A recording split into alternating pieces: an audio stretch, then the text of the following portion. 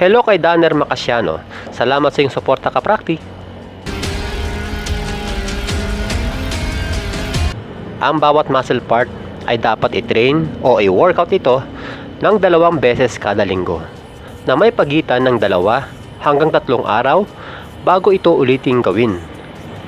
Ito ay upang hindi ma-overtrain ang ating muscle o masobrahan sa pag-workout.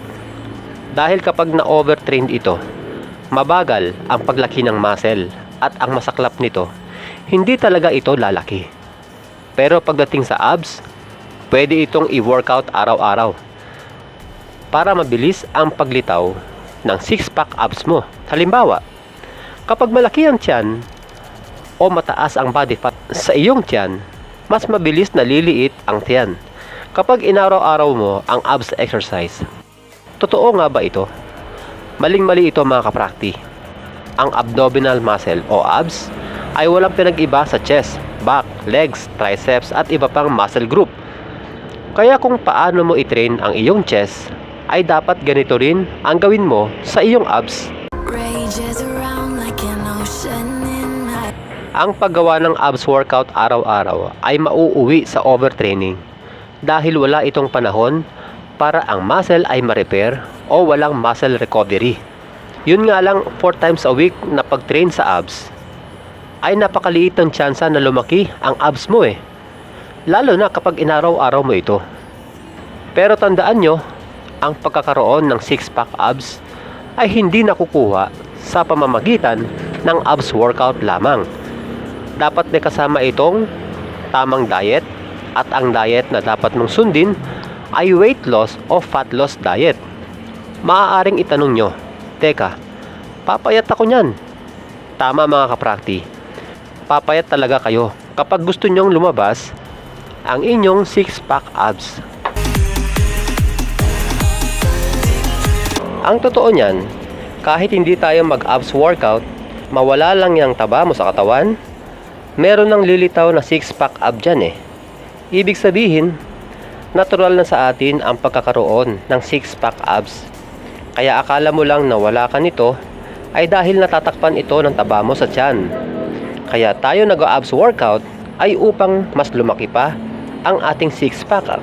Pero kung ang habol mo lang ay lumiit lang ang lumulobo mong tiyan, wala kang magagawa kundi magpapayat. Tandaan nyo rin na kapag pumapayat ka na, ang huling taba na tutunawin sa katawan mo ay ang mga taba mo sa tiyan. At upang mapabilis ang paglusaw ng taba mo, mag-calorie deficit ka o ang pagbabawas ng calories sa pamamagitan ng pagbabawas din sa iyong kinakain na may kalakip na cardio exercise tulad ng jogging, walking o biking. Sa ating recap, hindi makakatulong ang abs workout araw-araw dahil kailangan mo itong i-train ng 2 beses kada linggo lamang para sa muscle recovery. Pwedeng araw-arawin ang abs exercise kung ang habol mo lamang ay paliitin ito. Pero dapat may kasamang diet at cardio exercise. Karagdagang tip nga pala mga kaprakti, para palakihin ang 6-pack abs, the best na gawin ang mga exercise na ginagamitan ng bigat o dapat may pabigat ito gaya ng mga sumusunod.